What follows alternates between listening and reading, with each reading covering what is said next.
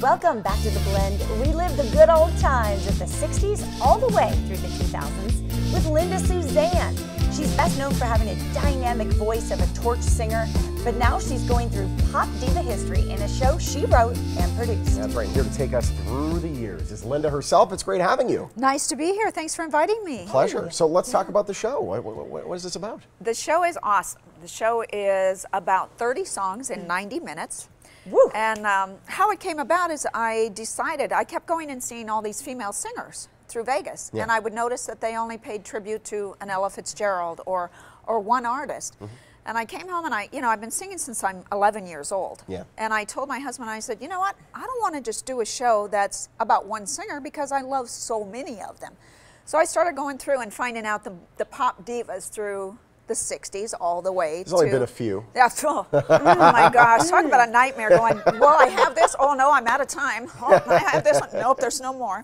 So yeah, we went back and forth, back and forth. It took me about 2.5 months to write the show in its entirety. And then you have to, do the history and the verbiage that matches, the time of Petula Clark and Whitney Houston and Adele and, you have to go through that time period so that your names are accurate. Yeah.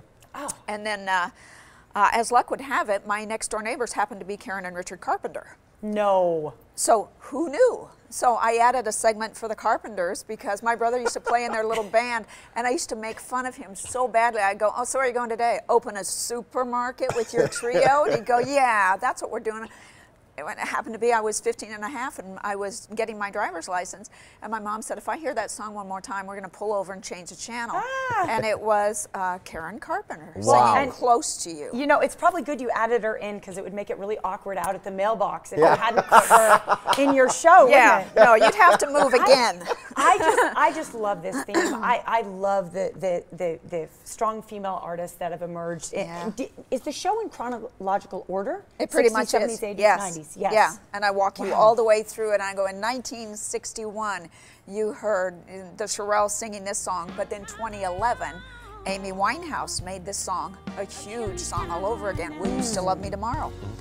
But the arrangements are a little bit different because they're current.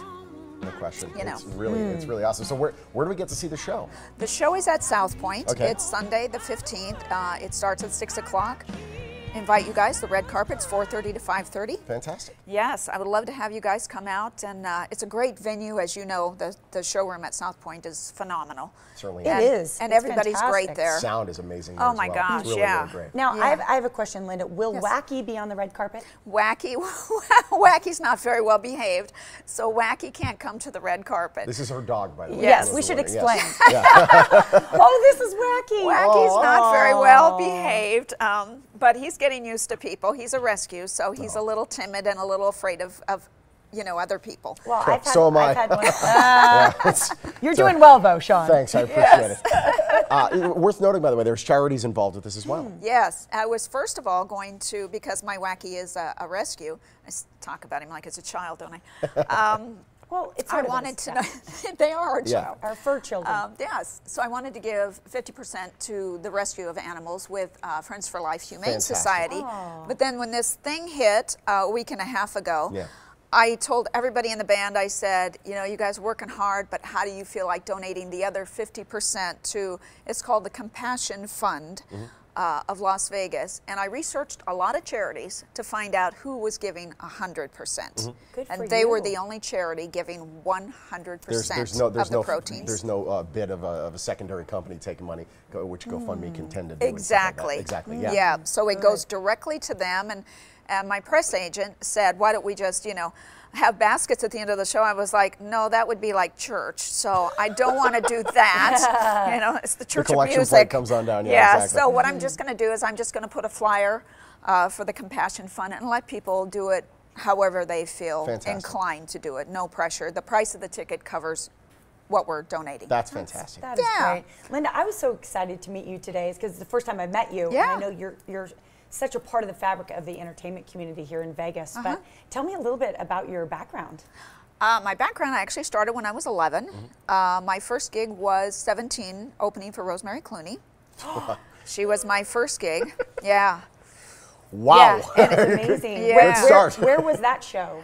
It was at the Biltmore in Phoenix. Wow. Yeah, Incredible. it was my first time flying to a gig because I had always done like military bases and things like that, where I would go with my little band. And then Bill Loeb, who was her agent at the time, called me and said somebody in the military had seen me at this officers club and Rosie wanted to have me.